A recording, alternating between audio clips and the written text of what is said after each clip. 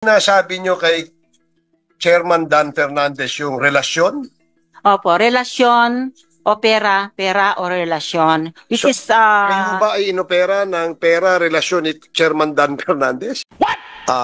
Yung pong kami po rito, malambot ang puso sa mga nagsasabi ng totoo. Pero sa mga nagdadrama po, umiiyak na nagdadrama, matigas po ang puso namin. Sanay na po kami sa ganyan. Chairman Dan ba accuses you? Nung pong sinabi sa akin tinanong sa akin, anong gusto mo, relasyon o pera, pera o relasyon? Which is hindi ko magets yung ano ba yung particular question po na, and then meron po sa YouTube, meron ako napapanood po, jowa ng Chinese na sinungaling, something like that po. Ano po. Dito? Sa komite ko? Hindi po, sa YouTube po. Meron akong napapanood. Wala akong pakialam.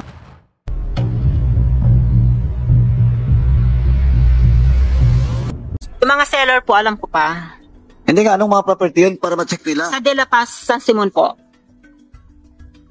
Specific nga, kaninong property yun? Kay Apolonio Figueroa. LRA, please take note. Kamsek, please take note. Tapos? Salvina Gagi. Anicetas Nogoy. Ano pa yung? Si Ronquillo. Ronquillo, I don't remember the name. Anchidoro Aquino po. Mr. Chair, balik lang tayo muna dun. Kung if I may, Mr. Chair, back to my question. Napakasimple kasi nung tanong. Malaking pera ang involved, Ma'am Daisy. Broker ka, nagbebenta ka. Pag broker, ang kaharap mo, hindi lamang yung buyer, kasama yung mga assistant ng buyer. Alam mo, this will help you kasi they can testify that everything is above board. Bakit po kayo natatakot na sabihin yung pangalan ng mga kaharap nyo? Ang kaharap ko po, ang buyer, si Apolonio, let's say, one day, hindi naman po sabay-sabay yung anim. Hindi nga, ma'am, Every napakasimple other day po. ng question. Nagbenta ka, kaharap mo si Eddie Yang. Sino ang nag-a-assist kay Eddie Yang? Who can testify na Hindi ikaw ko- ay broker lamang at wala kang kinalaman doon sa kanila? Because that will help you. Ang problema, ayaw mong magsalita eh. So kaya nagkakaroon ka tuloy ng problema at ang dami-dami mong dinadamay. Your Honor, nung nandun yung time ng Please again, buying. let me remind you, you're not yet recognized by the chairman. Okay po. Sorry po, Your Honor. LRA, nandito po yung list ng anim. Kasama na rin dito yung mga lot number, lot area, pati yung price of the sale. Pati yung price per square meter dito. I want that to be, yung findings nyo, to be submitted within the week. Kasi next week baka mag-hira ako dito. Ha? Please proceed. So, Daisy. again, Mr. Chair, it has been a question that has been repeated and repeated. Sino ang kaharap nyo? Nung nagbebenta ka as broker, sino yung kausap mo nung nag-aayos ng papeles? Ako po nag-ayos ng papeles, Your Honor. And then nandun si seller and buyer. Okay, on the part of the buyer, May lumalapit po na secretary pero hindi ko na po alam kung anong pangalan niya. anong itsura po? Medyo maliit lang po. Hindi ko alam kung ano po ang ninong. So lahat ng kasama ng buyer nakalimutan mo na. Kasi po nung sa second floor, si Eddie Yang, together with my the landowner with me, at saka po siya po, minsan lumalapit po yung sekretary niya, ganon. Ako na rin po nag-ayos sa mga dokumento sometime. Yun nga, Mr. Chair, ilang beses siya nakakahalubilo, nakakaharap. Usually, mga broker, nagre-regalo pa yan sa mga sekretarya eh. Ganun, alam naman natin ang usual demeanor. Miss Daisy, I don't know you from Adam. I'm trying to help you by allowing you to prove that you are doing legitimate transactions. If you refuse to identify yung kausap mo at kung palagi mong sinasabi na hindi mo kilala, nakalimutan mo, baka hindi na employed dyan, sa dami-dami ng mga pinangalanan mo, bakit mas hindi mo matandaan yung nagbibigay sa'yo ng pera, cheque, kausap, at nagbibigay ng hanap buhay? It's as simple as that, Mr. Chair. Madam Nimel, no? Before I will ask a motion from the members. Congressman Marcoleta, please proceed. Thank you, Mr. Chair. Ma'am Daisy, itong Yatay Industrial Park, ilan ang nabenta mong mga parsela ng lupa dito? Wala po akong nabenta. Kahit isa. Wala po akong nabenta sa Mexico. Yung Pampanga Heavy Industrial Park Corporation, ilan ang nabenta mo? Wala din po. Yung Mexico 999 Industrial Realty and Development, Wala po. saan ka nagbenta? Sa San Simon lang po. Wala kang binenta sa Mexico. Wala po. Lahat ng binenta mo sa Mexico, unilateral sale. Inamin mo kanina. Sa San Simon po. Wala po akong binentang unilateral. O, nagsinungaling ka na naman kasi kasasabi mo lang kanina, isa lang ang witness ka mong ganyan. Ano ba talaga? Hindi naman po kasi, Your Honor, ako nagpa-process sa RD. Ikaw nga ang broker eh, malapit ka nang makulong. Ah. Opo, 3 segundo na lang. hindi naman po kasi ako lahat yung nagpa-process sa O ano lang ang pinoprocess mo? Ano lang ang pinoprocess? particular, ano lang po, minsan ina-assign lang po sa akin yung ilan. Mangilan-ngilan lang po. Binibigyan na nga kita ng pagkakataon. O, ita mo, naubos na. Ita mo, naubos na pasensya mo sa kanya. Kasi ganun siya. O, ma'am. O, last lang po to, ha. Madam. Pasensya na po tayo. Nung last hearing, walang quorum. That time, dapat na-contempt ka na. Eto ngayon. Eto na lang, ha. Ang dami mo nang sinabi kanina na puro sinungaling. Tanungin lang kita. Bakit mo nasabi? Ito letter mo. Ha? Great question. Ito, second paragraph. Minention na ito ni Congressman Garin. Gusto kong ulitin. Your Honor, I don't have a relationship with Eddie Yang, which is a big shame for his wife and family and to me as well. Etc. O bakit? Chairman Dan ba accuses you? Yun yung sinasabi. Nung pong sinabi sa akin tinanong sa akin, anong gusto mo, relasyon or pera? Pera or relasyon? Which is hindi ko magets yung ano ba yung particular question po na, and then meron po sa YouTube, meron ako napapanood po, jowa ng Chinese na sinungaling, something like that po. Ano po. Dito? Sa komite ko? Hindi po, sa YouTube po. Meron akong napapanood. Wala akong pakialam doon. For as long as hindi nangyayari sa komite ko. Hindi mo pwedeng gamitin na excuse yun o defense. Madam, kung may napapanood ka, problema mo yun. But this committee will not allow. Ang problema mo kasi, you're being asked about your relationship with Eddie Yang with regards to all transactions being made by you and Eddie Yang. Business lang po. I mentioned already po as I'm Hindi, just a broker. So, kita mo, ikaw talaga, ewan ko, hindi kita maintindihan, hindi ka kikinig, o talagang gusto mong ilihis yung investigasyon. Ang sinasabi ko, ba't ka nag-accuse kay Chairman Dan Fernandez? Of course, artistahin siya, magandang lalaki. Pero, he never asked you about your personal relationship with Eddie Yang. And that's on record. You're being asked your relation with Eddie Yang with regards to this property that you brokered. Ganun din po ang sagot ko sa kanya. Ganun ang linaw dito. Sulat kasi mo, po, you're accusing him of... na misunderstanding ko lang po siguro yung tanong niya sa akin na anong relasyon mo kay Eddie Yang? Anong gusto mo? Pera o relasyon? Relasyon or pera? Mr. Chair, if I may. Ma'am Daisy, ako po isang nanay at isa ring babae at isang Pilipina. Gustong-gusto kitang tulungan. That's why we are guiding you questions that will vindicate yourself and show that everything is above board. Kaya lang, kapag ikaw mismo ang nagtatago ng mga bagay-bagay, tila nagkakaroon ng mali siya. I am presuming that everything is above board. Everything is fair. But your continuous refusal to give us the real picture, coupled with your perennial attitude to drag others, points to the fact that nobody can help you except yourself. Nobody but you, Madam Daisy Quiros. May mga taong pwedeng tumulong sa iyo, pero kung ayaw mong tulungan ang sarili mo, wala na kaming magagawa dyan. Salamat, Mr. Chair. Chairman ako, alam mo naman yung rules natin. Nung last hearing ko to iba yung tanong mo, nililihis yung mga sagot niya.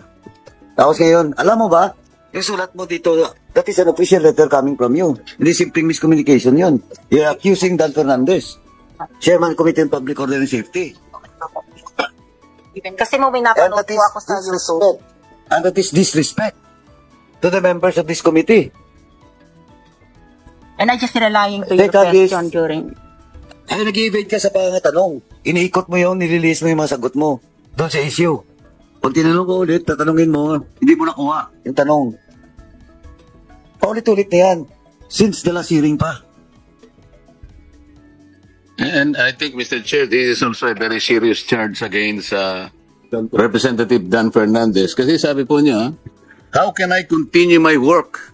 Because my clients already backed out and my agents and friends have avoided me. I was dragged in shame in the whole world. Isip-isip, bakit po naman? Yeah, pertaining po So dun ngayon, sa hindi ka na YouTube makapunta po. sa Paris Olympic dahil nakakahiya ka na doon. Hiniya ka na ni Dan Fernandez. Napapanood po kasi, Your Honor, yung sa YouTube na So you were shamed sasakin. in the whole world. O kayo na pong bahala rin. Mr. Chairman, sa Chair. inquiry, ako'y naguguluhan na dito kay Miss Daisy. Last na lang yun, ha? Yeah, this is a last question. Just a clarification. Ano ba yung sinasabi nyo kay Chairman Dan Fernandez, yung relasyon?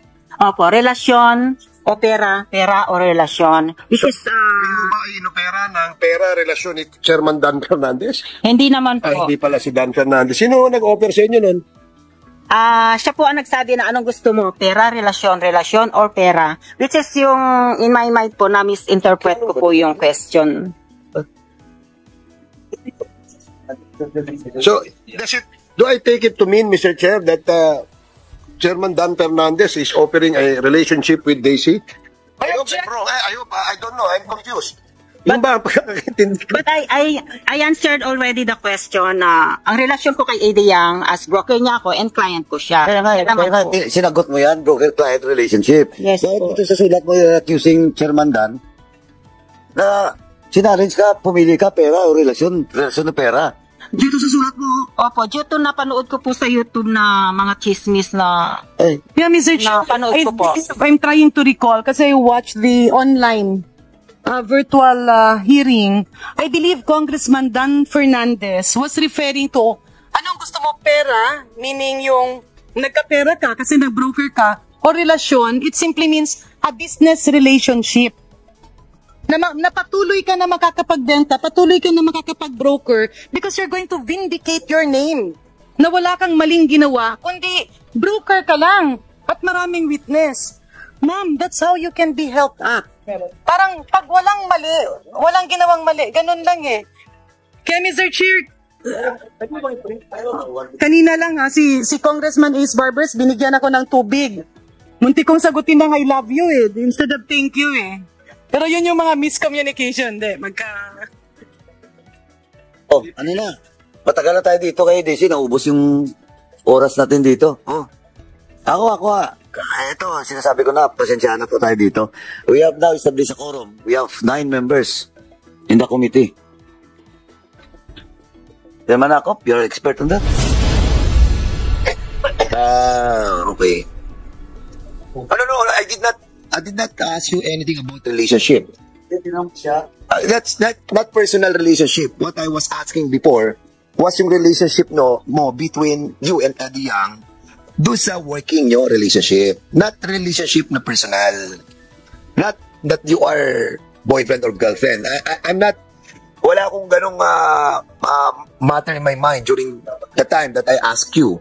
So if you felt that my question was between your relationship, your personal and your, I don't know what, physical relationship with him, then you are wrong. And if that is your interpretation, I'm sorry, madam, that's not my intention.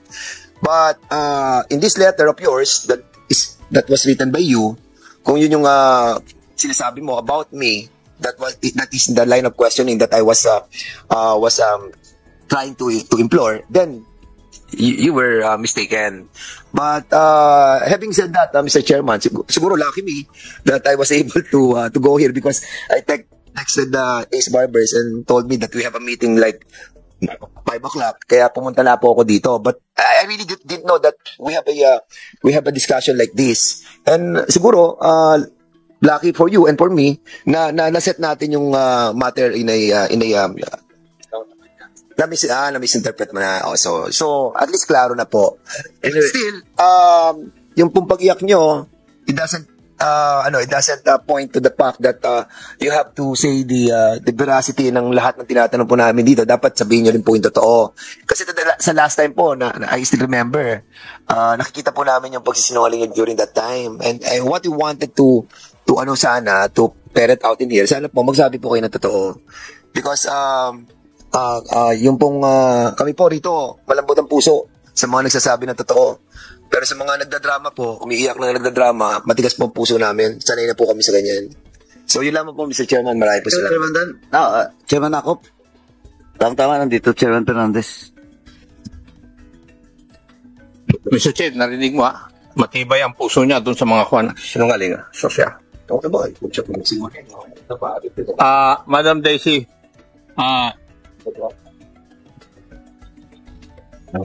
ang dealings mo lang ay sa San Simon.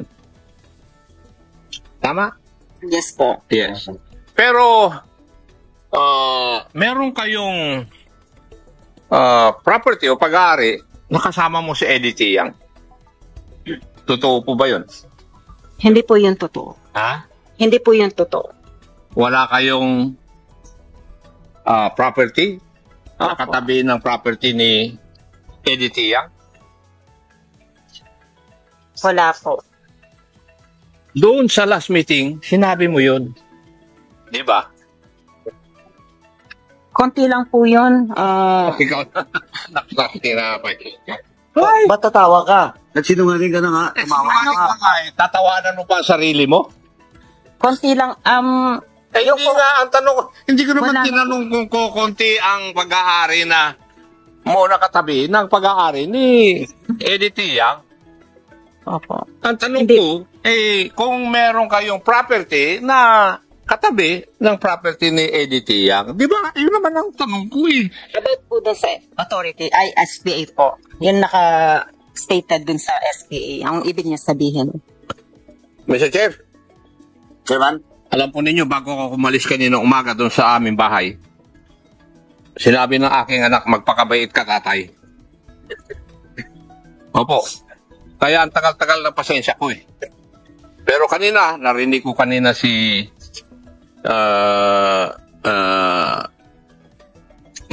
Deputy Majority Leader Janet Garin, yung ibang magtatanong. Sumusobra ka na yata, Madam Daisy So, kaya mong sagutin ng tama yung aming mga katanungan. Sasagot ka ng hindi tama, tapos pag naipit ka, babaguhin mo. Di ba? Ang katotohanan po nun, meron po ako... Ibig mo sabihin, lahat ng sinagot mo sa amin, hindi katotohanan? Katotohanan po. Ibig ko sabihin po. Ano sinasabi mo ngayon? In my part po.